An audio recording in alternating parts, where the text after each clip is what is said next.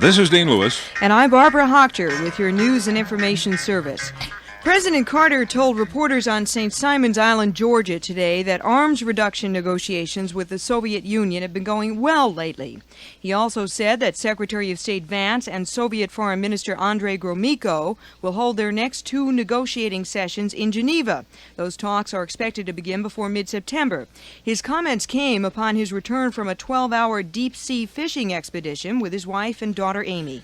Soviet Communist Party chief Leonid Brezhnev apparently disagrees with President Carter's assessment of the progress being made in arms negotiations.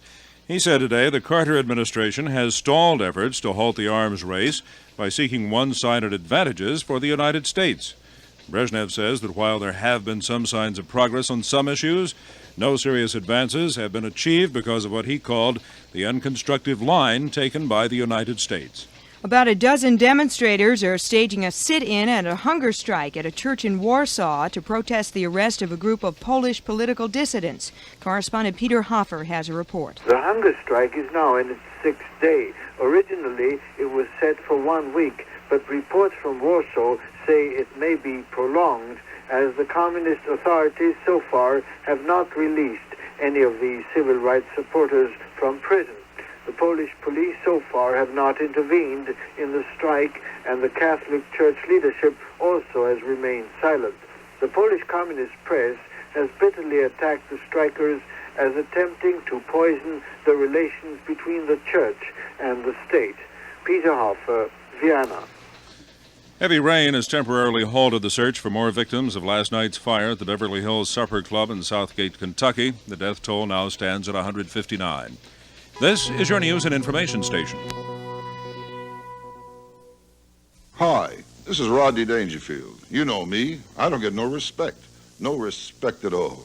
When I was a kid, we played hide and seek. They wouldn't even look for me. And last week, I got no respect from my dentist. Yeah, I said to him, I said, can you put in a new tooth to match my other teeth? Well, he put in a tooth with 4 cavities. I'll tell you what, I want to give respect to a lot of very special people. They're the people at my neighborhood library. They did something I couldn't do for years. They kept my wife quiet for 3 hours. My wife went in there looking for information on some flower or plant or something like that. The librarian found her books on it, pictures on it, slides on it. She even found a popular song with the name of the plant in the title. I tell you, my wife was speechless. Librarian, for this I thank you. And my wife thanks you for being so helpful. So if any of you folks need any help in finding out something, head for your library. Your library has a lot going for you. Drop in and check for yourself. The kind of help you'll get, you'll even respect me for telling you. A public service message on behalf of the American Library Association. This is Angie Dickinson. You know, detective work involves gathering evidence, analyzing it, and then hoping that it points in the right direction. But this kind of approach is not confined to tracking down criminals alone. Scientists use much the same deductive approach in their search for cancer-causing culprits. And in the case of acute leukemia, a form of cancer that affects children particularly, it is paying off. Medical detectives have uncovered many promising leads in treatment. A few years ago, children with leukemia lived only for weeks, perhaps months. Now, with recently developed anti-leukemia drugs, children can often look forward to years of active life, possibly even a cure. But to achieve complete success, more detective work is necessary. Help remove the threat of cancer. Give when your American Cancer Society volunteer calls on you. We want to wipe out cancer in your lifetime. The Indy winner is A.J. Foyt. Richard Petty wins the World 600. I suppose this means that sports is coming up next. Oh, no. A.J. Foyt, for the 4th time, wins the Indy 500. I'm Jake Donegal with sports. The veteran A.J. Foyt, with an assist from Gordon Johncock's car, won his 4th Indy 500 today. That's a record no one else has won for. Johncock's car was 6 seconds in front of A.J.'s with just minutes to go when he blew an engine right out of the race. The 2 cars were way out in front of the rest of the field, and A.J. was home. Jeff Scott says A.J. called the win a real honor. Among the hundreds of questions put to A.J. Foyt after his 4th win was, with all the other major races now both here and abroad these days, was Indianapolis just another big race outside of the purse, obviously? Well, it's quite true. It's another race, but it's the biggest race in the world. So I don't know how you count, how you actually, where you put the race in the standings. To me, I think it's like the Kentucky Derby. There's only one. You got a lot of great horse races, but there's only one Kentucky Derby. You got a lot of car races, but there's only one Indianapolis Motor Speedway and Mr. Holman. So, as far as I'm concerned, to me, it's the greatest honor and the greatest thrill of my life was just qualifying for the race. Foyt's winning average speed was 161.331, the second fastest race in Indianapolis history. Only Tom Sneva finished on the same lap. Al Unser was third, and fourth, Wally Dallenbach fifth. Johnny Parsons 6 laps down. At Indianapolis Motor Speedway, Jeff Scott. Richard Petty won today's World 600 stock car race by beating pole sitter David Pearson by more than 30 seconds. Petty led the final 131 laps, and Pearson was the only driver on the same lap at the finish. The Portland Trail Blazers have cut into the Philadelphia game lead of the NBA playoffs. They ran away from Philadelphia in the first period and then held on till they ran away again in the waning moments. The story from Portland and Al Wynn. The Portland Trail Blazers clobbered the Philadelphia 76ers 129-107 in Game 3 of the NBA Championship Series Sunday in Portland. The Sixers now lead the best-of-7 series 2-1. The key to the win came with 9.5 minutes to go in the game. Blazer Bob Gross fed Bill Walton alley-oop pass that Walton tapped in. Then Blazer Dave Twardzik stole the inbounds pass, fed to Walton, who stuffed it. That gave Portland an 8-point lead, and the Blazers went on to blow Philly out after that. The Blazer win was a typical all-around effort, as we hear from Blazer coach Jack Ramsey. Got big games from a lot of people on our team, other than the starters, all of whom played very well. Blazer coach Jack Ramsey. Game 4 is in Portland Tuesday. Final again, Portland 129 and Philadelphia 107. From Portland, this is Al Wynn. It's 13 past the hour. Hale Irwin came up, one-stroke winner in the Atlanta Golf Classic today, finishing the 4 rounds at 15 under with a 274. Good for the first PGA win he's had in 14 months, and good for the first prize of $40,000. He beat a 2-year member of the tour, Steve Ariato, by a stroke, and Ariato says he's happy to have come in second. After all, he's never been this close before. He credits some Charles Cootie advice. I felt like I controlled myself very well out there, although I did have some help out there with Charles Cootie slowing me up, and that's exactly what I need to do when I get in situations like this. Is I tend to swing faster and try to make the round go by faster because you feel like you're a little behind, according to the group in front of you, and everything seems to be going a little bit faster, and all you have to do is slow up. Irwin, on the other hand, who was a stroke behind Lanny Watkins coming into the final round, said he wasn't about to back off to any added pressure. The 274 was a stroke better than Variato, with Watkins the third-round leader finishing fourth, 3 strokes off the pace. Lou Graham came in third, 2 strokes off, and fifth in the running, Jack Nicklaus. He was 4 shots off. This is your news and information station.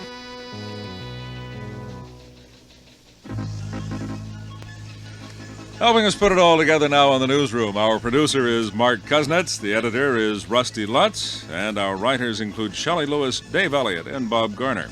In the past quarter-hour segment, our directors have been Nancy Hagee and John Filippelli. The engineer is Mark Kalman. They are being assisted by a cast of thousands. We're all sort of counting down now the last 45 minutes. Or at least 24 or 25. Well, let's say maybe about 50. Coming up next, all the news that's fit to hear.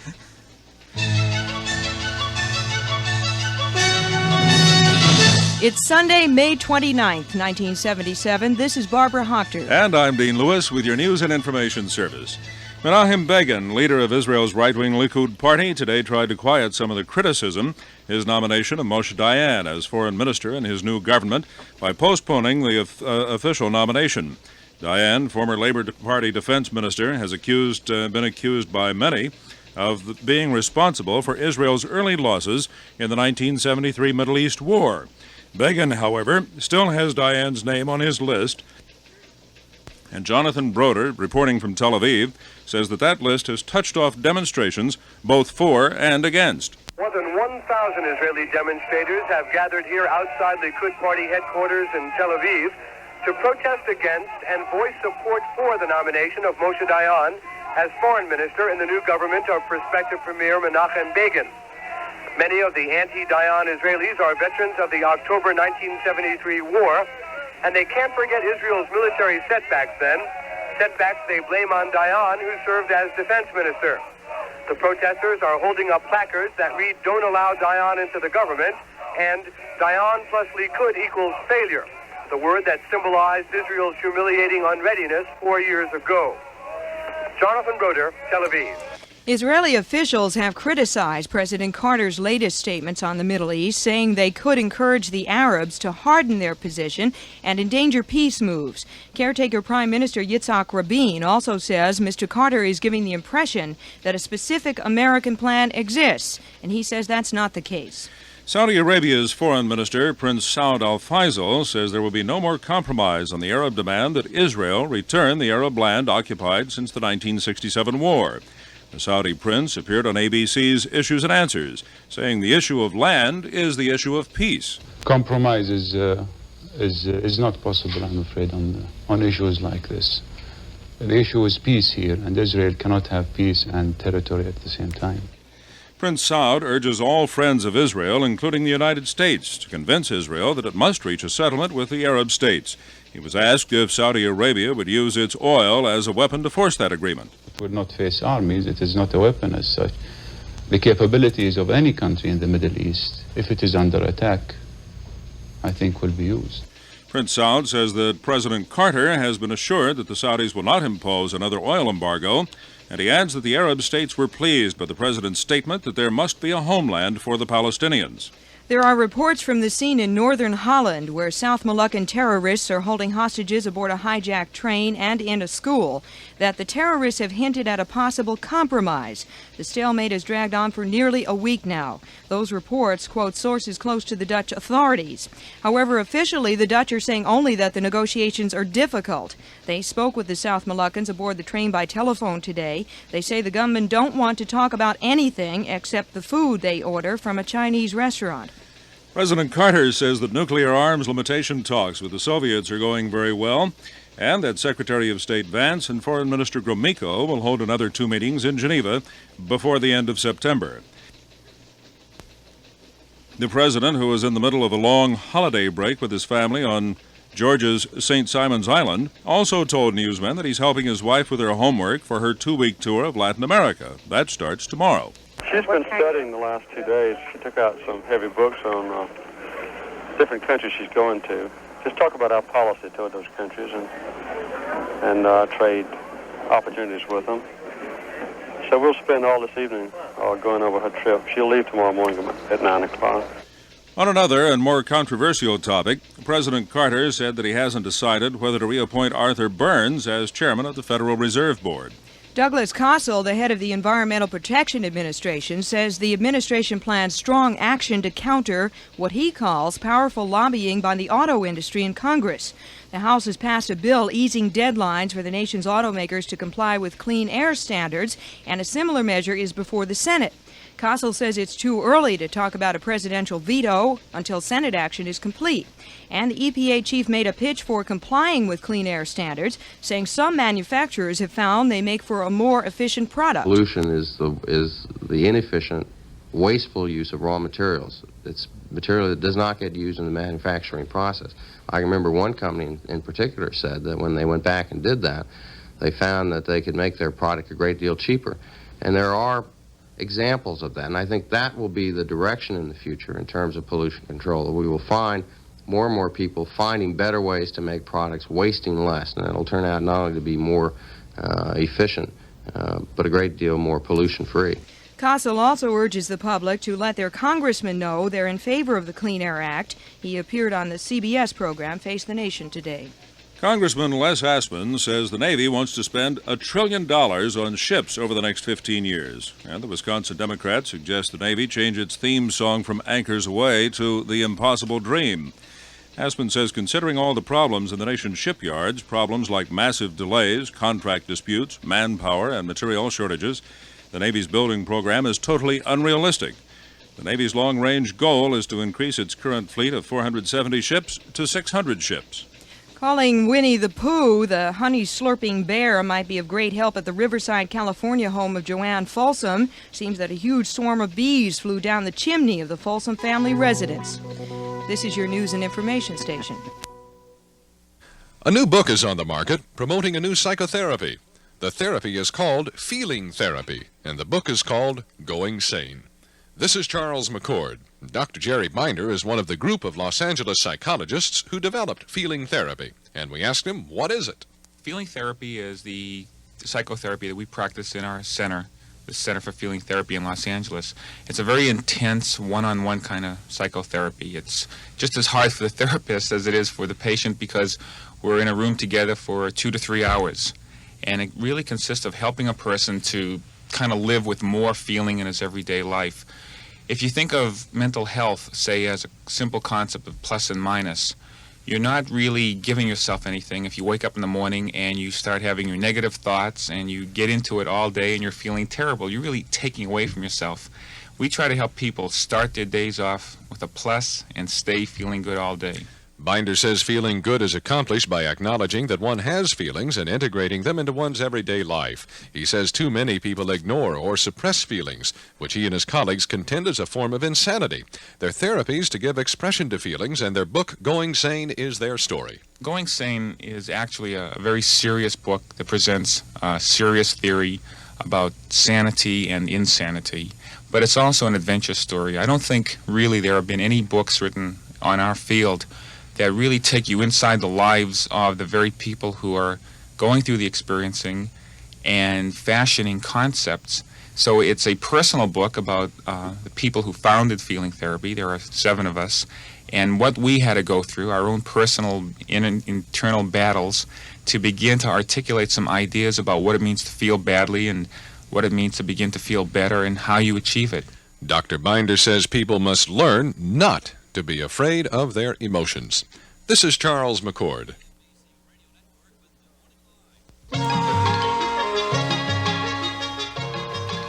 A national rail passenger system with federal support is officially operating in the United States, but in most parts of the country, it's only a skeletal system with infrequent service. George Engel has a report. In some places, like the Northeast Corridor between Boston and Washington, trains are still a popular mode of transportation. But in an interview, Paul Reistrup, the president of Amtrak, noted that it's not the rule nationwide. Over the United States, we have relatively few operations that have a train frequency of more than one train in both directions every day, a pair of trains. In fact, half of Amtrak stations are only served by one train in each direction. Now this means, since there are 24 hours in a day, that half of those stations, that's a quarter of all of our stations, are served at less convenient hours. Lincoln, Nebraska, for instance, is served at 4 in the morning. It's too late for someone to stay up and too early to awaken. We do have multiple services in the Northeast Corridor, up the Hudson River to Albany and out to Buffalo. San Diego to Los Angeles now has 5 trips each way. I do not see an increase in frequency over all of our lines. I do feel that Amtrak should have at least 2 frequencies over its more heavily traveled routes, and I would really opt for having fewer routes, but having this more frequent service, at least 2.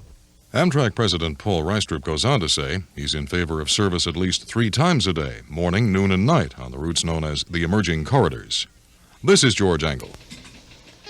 And this is your news and information station. Coming up next, a bit of conversation with Bill Lynch and Dave Rush about the Carter administration and what's happening backstairs at the White House.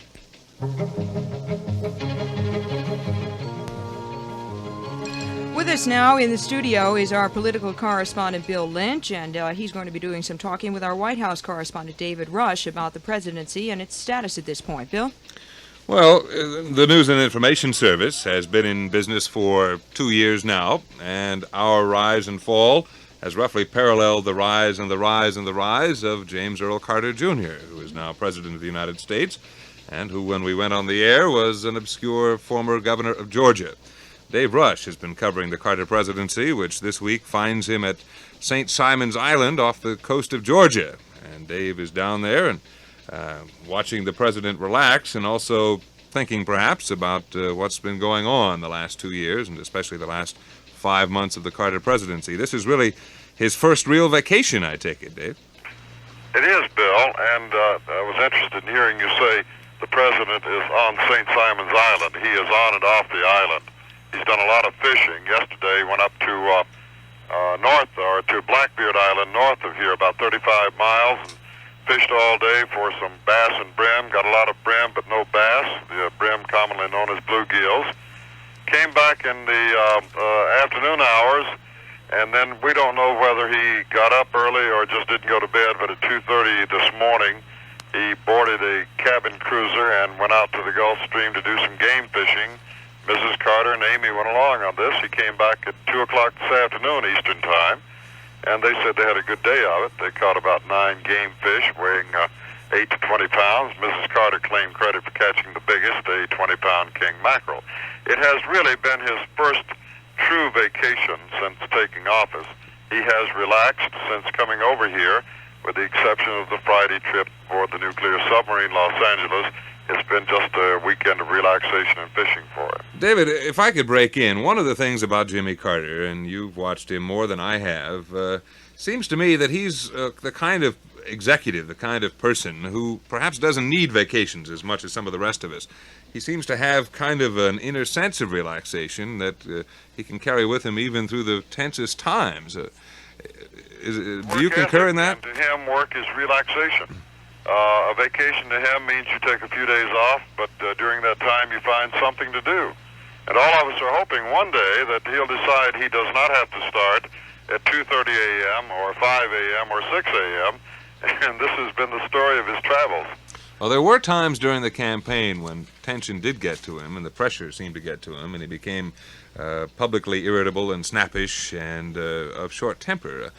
Has there been any sign of that in the last 5 months, or has this sense of calm and serenity prevailed for the whole period of his presidency? Well, there have been periods of that, but this time it has been from the standpoint of ultimate authority during the campaign, and I might say that there were times when we thought, those of us covering him, thought that perhaps that temper might cost him the campaign, because when he ran a heavy schedule and would become irritable, then it was reflected in his public appearances and his speeches.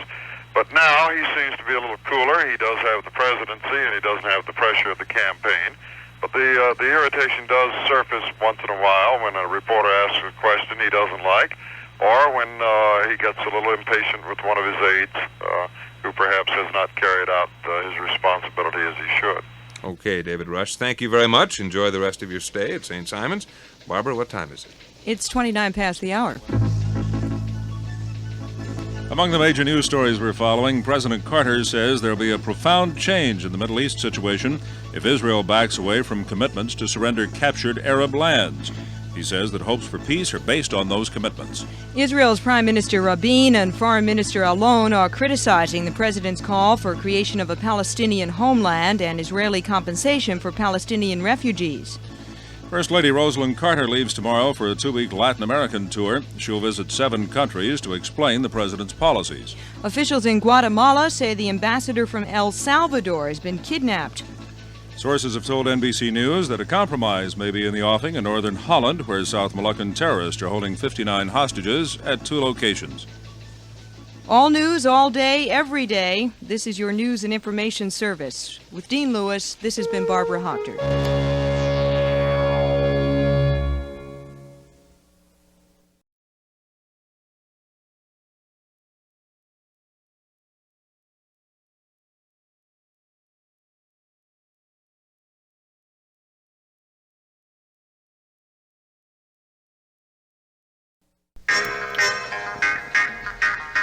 This is Alan Walden. And I'm Charles McCord with your News and Information Service. President Carter says there will be a profound change in the Middle East situation should Israel back away from commitments to return captured Arab territory. In an interview with U.S. News and World Report magazine, Mr. Carter says hopes for a Middle East peace settlement are based on those commitments. Meanwhile, Israel's former Prime Minister Rabin and Foreign Minister Alon are criticizing the president for suggesting creation of a Palestinian homeland and compensation for Palestinian refugees. They say Mr. Carter is encouraging Arab extremism. But the president of Egypt says such Israeli concessions will be required to achieve peace. And William Rice has more on that from Ramadan City, Egypt. The Palestinians will not be the only Arabs expecting compensation from Israel as part of a peace settlement. Egypt's President Sadat told newsmen today he expects $2.1 billion compensation from Israel just for the oil taken by Israel from Egyptian oil wells in the occupied Sinai desert. Sadat said he will also demand considerable compensation for property destroyed by Israel during the fighting along the Suez Canal. William Rice, NBC News in Ramadan City, Egypt. First Lady Rosalind Carter leaves tomorrow for a 2-week tour of 7 Latin American countries. She says she won't do any formal negotiating, but she will try to explain the president's policies to Latin America's leaders. Mercedes Brenner is back in jail for disobeying a judge's order to stay away from Rolando Duvallon, a Miami social worker. It is the 58th time the 47-year-old widow has been arrested for telling Duvallon how much she loves him. And he says he can't stand it because he doesn't love her. Duvallon says he has to keep his doors locked to keep Mrs. Brenner away. Sometimes he hides, and again sometimes he calls the police. This is your news and information station.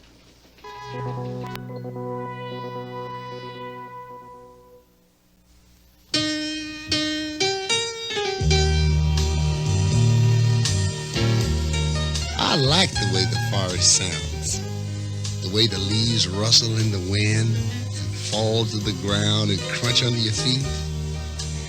The way the birds sing and the chipmunks chatter. The way a squirrel scrambles up a tree.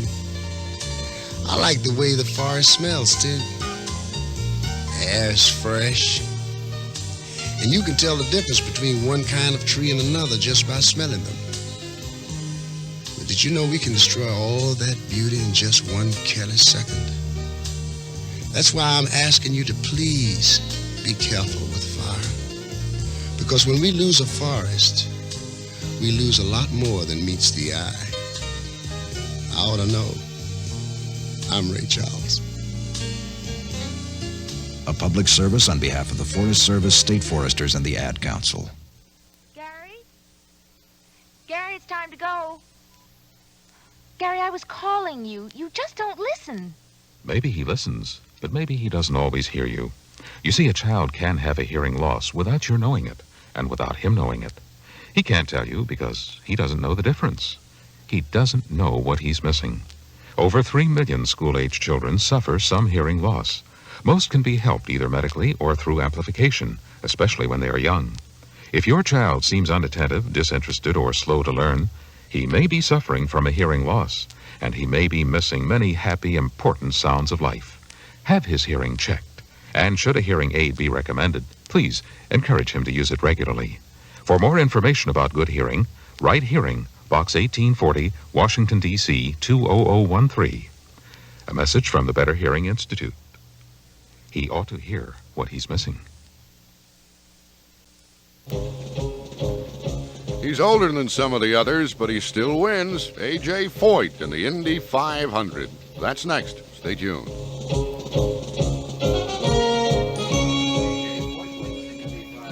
I'm Jake Donegal with sports. He did it where no one else has. He won the Indy 500 for a record 4th time.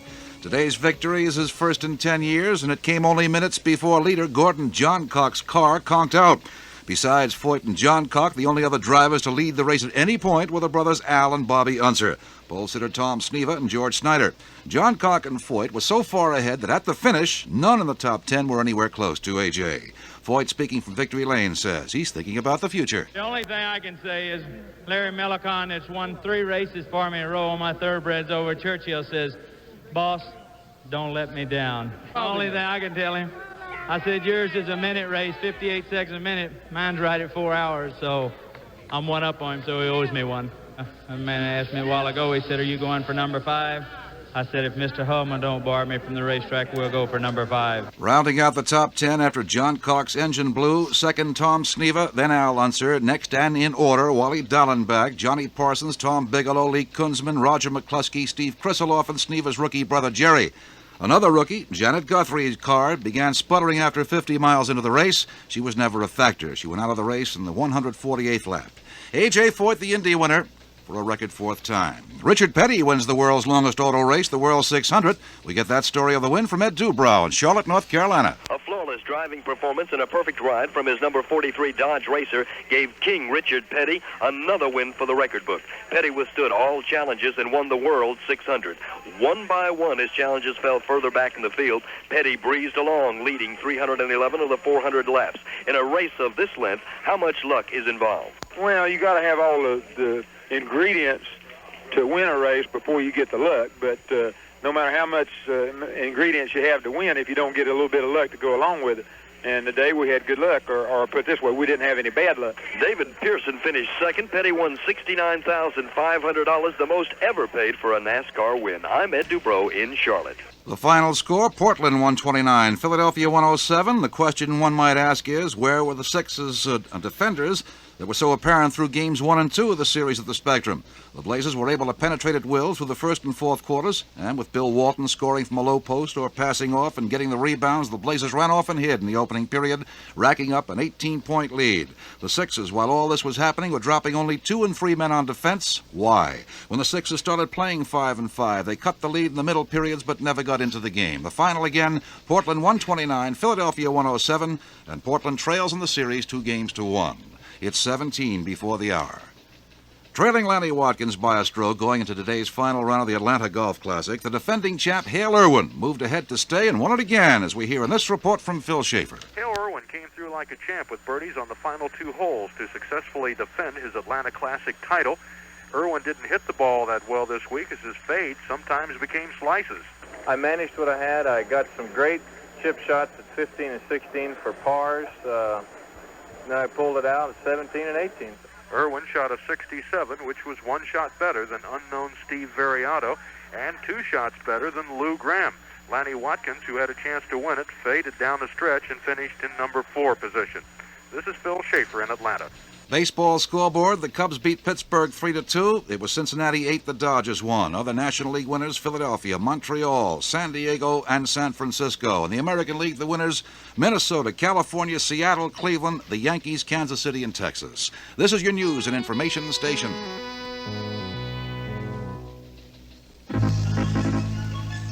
Members of the production staff at this hour. The producers are Mark Kuznutz and Fred Fair.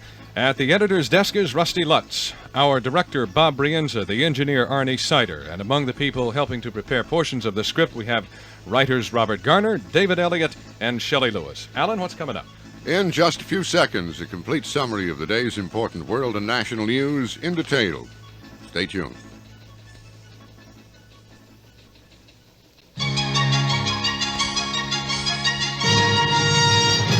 It is Sunday, May 29th, 1977. This is Charles McCord. And I'm Alan Walton with your News and Information Service. 159 bodies have now been removed from the rubble of the Beverly Hills Supper Club in Southgate, Kentucky, which was crowded with thousands of weekend holiday celebrants when fire broke out last night. Heavy rain has temporarily halted the search for more victims. Recovery operations are to resume early tomorrow morning. Officials searching the ruins say much of the area remains to be checked, and they say they cannot estimate how many more bodies lay buried in the rubble. A compromise may be in the works in northern Holland, where South Moluccan terrorists continue to hold 59 hostages in 2 locations. Correspondent Philip Till reports from the scene that sources say the terrorists appear to be backing away from their original demands, which included a plane to fly themselves and 21 imprisoned comrades out of the country. The sources reportedly believe that demand may eventually be dropped, but they don't know yet what the terrorists do want. The Dutch government described today's negotiating session as difficult. Douglas Fraser, the new president of the United Auto Workers, says AFL-CIO President George Meany should not seek re-election at the AFL-CIO's upcoming convention. He also believes that whether Meany steps down or not, the 2 labor organizations should re-affiliate. Fraser was interviewed today on the NBC News program Meet the Press, and said he believes re-affiliation would not restrict the UAW in any of its policy decisions. I think I understand the structure of the AFL-CIO. It is merely a federation, but we would want to make certain that when we had a policy that was different than that of the AFL-CIO, we would be perfectly free to pursue our own policy rather than the majority point of view of the federation. Fraser added that if every union stayed outside the AFL-CIO, as the auto workers have, there couldn't be a united labor movement in this country. President Carter is saying the economy is strong now, but he adds he is ready to provide more government stimulus if it slows down in the months ahead. In an interview with U.S. News and World Report, Mr. Carter attributed the improving economy mostly to a restoration of consumer confidence. He pointed to reductions in unemployment and an improved outlook for business investment as indications of continued economic recovery. He also reiterated his pledge to cut taxes for corporations and low-income families and said he believes eventually the tax burden will be shifted more from the poor to the rich. He also repeated warnings to Congress against exceeding his proposed budget limitations on social programs and threatened to use his veto power if Congress doesn't hold the line on spending. The state of California has earned a dubious distinction at a series of congressional hearings. Dan Blackburn has the story from Los Angeles. The hearings by the House Subcommittee on Select Education, hearings which resume in New York on Tuesday, have made one thing very clear. California is the capital of the child pornography trade. It is a fact that officials here admit only reluctantly, but nonetheless do admit. The hearings are being chaired by California Congressman George Miller, and he was asked why California is so attractive to child pornographers. Well, I think it's a climate. I think that there's a mystique about California that causes many of the more than 1 million runaway children that we have to come to California, and therefore there becomes a very large market and a very large pool of young children who can be abused by rather talented pimps and exploiters of those children. Miller adds that what seems to be needed most is genuine community support for the more effective enforcement of existing laws aimed at preventing such exploitation. Dan Blackburn, NBC News, Los Angeles. There's a lot of sentiment against it, but the right-wing Likud party in Israel appears to be holding firm to keeping Moshe Dayan's name on its list of ministers in the probable next government. So far, though, Likud party leader Menachem Begin and his colleagues have not come out directly and given the foreign ministry post to Dayan, as was earlier discussed. Polish dissidents continue a hunger strike in a Warsaw church, and they are being sharply criticized by the government for allegedly trying to increase tensions between the government and the Catholic Church. Leslie Collett has details. The number of Polish hunger strikers in the chapel of the Catholic Church of St. Martin's has grown to 14 men and women. They are protesting against the imprisonment of Polish workers after last year's food price riots and the arrest of 9 human rights campaigners 2 weeks ago. The church is located in Warsaw's Old Town, not far from where Poland's Cardinal Wyszynski lives. At a recent sermon, he criticized the communist government for not understanding why young people in Poland are turning to the human rights movement. Among the hunger strikers is the editor of a leading Polish Catholic magazine as well as a priest. Leslie Collett in Berlin. A spokesman for the Ugandan High Commission says that President Idi Amin will definitely attend the Commonwealth Conference that opens in London June 8th. The prospect of Amin's attendance has sparked something of a controversy in Britain. Some newspapers and legislators have accused Amin's regime of mass murders in Uganda and have demanded that he be refused entry into the country. British Foreign Secretary David Owen told Parliament last week that the government hoped Amin would not attend the conference. Amin reportedly has said he wants to replace Queen Elizabeth as head of the Commonwealth and stay in Buckingham Palace during the conference. Calling Winnie the Pooh, the honey-slurping bear might be of great help at the Riverside, California home of Joanna Folsom. It seems that a huge swarm of bees flew down the chimney of the Folsom family residence. Mrs. Folsom told newsmen there must have been 10,000 of them in there at one time. She promptly called in an exterminator who zapped the bees, and at last report the Folsoms were engaged in a massive cleanup operations with thousands of dead, honey-encrusted bees covering the house. An expert on the bees speculates that a queen bee might have flown down the chimney, causing the entire swarm to follow suit. This story could have been less funny if someone had been stung by the swarm of bees, but fortunately that did not happen, and all it means is a lot of cleanup. This is your news and information station.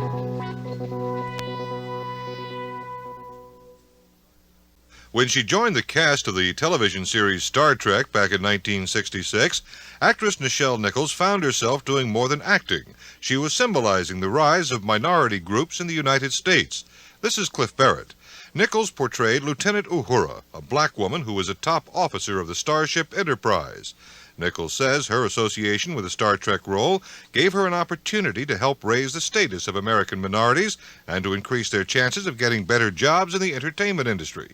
Having been the first black female in a prominent role in a continuous, successful television series, I was carrying the weight of that kind of celebrityhood, the responsibility to kick the door open once I was in there for many, many other black women who had, up to that point, been very limited in terms of employment within the industry.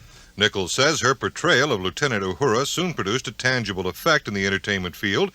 New television shows featuring blacks in leading roles. While the part of Uhura was limited, Nichols said she felt she could not turn away from the responsibility that had been thrust upon her, the responsibility to be in the forefront of a movement to raise the status of minorities everywhere. I guess it's kind of like being saved from drowning, you know. Then you're responsible for that person you saved, you know. So you kind of take on this attitude of responsibility for my race and my sex, you know. Then I have to be responsible. Then I have to carry the weight. And I didn't quite ask black people or women whether they wanted me to represent them. But there I was out there having that kind of visibility. And I decided to do what I could, or what I felt needed to be done. Nichols is now recruiting minorities for the U.S. space program. This is Cliff Barrett. Terror at the Football Stadium is the focus of a recently released movie, and Greg Tobanek is here with a review. A good old Goodyear blimp. Who'd think it could turn into Hollywood's latest monster? But there it is in Black Sunday, threatening 80,000 sitting ducks at the Super Bowl. A psychotic Vietnam veteran played by Bruce Dern is in control of the blimp. A beautiful Palestinian terrorist played by Marta Keller is in control of Bruce Dern. The question is, who's in control of this movie? It's based on Tom Harris's best-selling thriller, but 3 men worked on the screenplay, and you wonder if their left brains knew what their right brains were doing. There are so many holes in the script you could strain linoleum through it. If real-life terrorists were as dumb as those in Black Sunday, they couldn't terrorize a toy poodle. John Frankenheimer's slick direction glosses over a multitude of storyline absurdities, and Robert Shaw is polished, if not plausible, as the Israeli major on the terrorists' trail. The Goodyear people may see Black Sunday as a prize bit of PR. I just hope they realize that their famous lighter-than-aircraft is now a Hollywood heavy. This is Greg Tobanek. Dean Lewis knows what's smaller than an Eldorado and bigger than a motor scooter. The big cars of the future will not be as big as they are today. They'll be lighter, and likely their power will come from a diesel engine. According to auto industry forecasters, by 1985, the average new car will be about the size of today's compact. It will seat 4 or 5 adults and will have a 4 or 6-cylinder engine under the hood. It'll be electronically controlled to deliver more than 25 miles to the gallon. Slowly, very slowly, the motoring public and the auto industry are changing course, coming to accept the inevitability of smaller cars. That's the long-range forecast. However, it's still big cars that are selling best presently, following the long, slow downtrend in sales. The new cars are moving off the dealer's lot in some regions at record rates, especially big cars. President Carter's gasoline tax, if approved by Congress, will likely boost incentive for Americans to turn to the smaller models more quickly. This is Dean Lewis. And this is your news and information station. Women in Sports with John Joseph Patrick Michael O'Rourke. That is next. Stay tuned.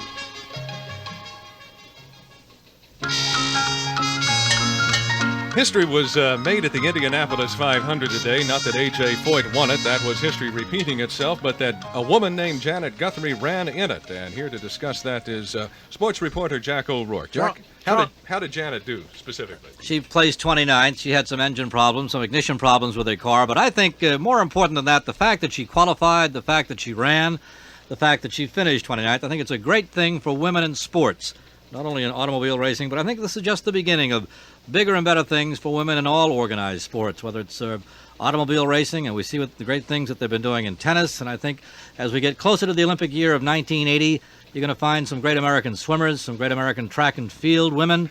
And I think women in sports is just going to be a major, major thing over the next few years. In the Indy 500, the purse would be the same for a woman or a man, whoever won. But that is still not necessarily true in other sports, is it, Jack? It's being updated. I know in golf, the LPGA has been insisting that the purses be increased, and they have been over the past few years. Never any comparison with the guys in the PGA, but the women are really now managing to get the top dollars that they rightfully deserve in organized sports. Can you think of another sport right now that is currently being played by men only where we can expect to see both women and men competing together in the future? Baseball, I think, may be something before too very long. Basketball, NBA, some great women basketball players. Look at the Immaculata College and some of the other schools that have produced some great women basketball players. Look at the Olympic team in Montreal last year, the women's Olympic team. They won a silver medal, only the first year they competed in the Olympics, and it's a great future. So you figure that we haven't seen the last of women in sports competing with men? By no means, and they're on their way. Okay, Jack. Jack O'Rourke reporting on what we may expect from women in sports in the future. A check of the top stories of the hour. Work crews are waiting until morning to resume their search for victims of last night's fire at a supper club in Southgate, Kentucky. They have found 159 bodies so far. Officials are afraid that the final death toll could be as high as 3,000 or 4,000. A Dutch war veterans group is threatening to stage reprisals against Holland's Moluccan community if South Moluccan terrorists don't release the 59 hostages they're holding at 2 locations in northern Holland. At the same time, sources have told NBC News that the terrorists appear to be backing away from demands for the release of 21 imprisoned comrades and a plane to fly them out of Holland. El Salvador's ambassador to Guatemala has been kidnapped, gunmen intercepting his automobile near Guatemala City's international airport. President Carter says there'll be a profound change in the Middle East situation if Israel backs away from commitments to return captured Arab territory. And Israel's former Prime Minister Rabin and Foreign Minister Alon are criticizing the president for suggesting creation of a Palestinian homeland and Israeli compensation for Palestinian refugees. All news, all day, every day. This is your news and information service. With Cliff Barrett, Edward Brown, George Engel, Frank Gorin, Gordon Graham, Dave Henderson, Barbara Hochter, Wayne Howell, Dick Culp, Dean Lewis, Charles McCord, Mike Preeley, Howard Rigg, Bob Schmidt, Cameron Swayze, Ann Taylor, Bill Lynch, Jim Newman, Rudy Ruderman, Nat Ash, Jake Doniger, Charles Scott King, and Jack O'Rourke. And 4, Rosemary Frusino, and Dick Hammer, Philip Greer, and Doris McMillan, Sue O'Brien, and Ray Rice, and members of the production and management staff. This is your news and information service, and I'm Alan Walden.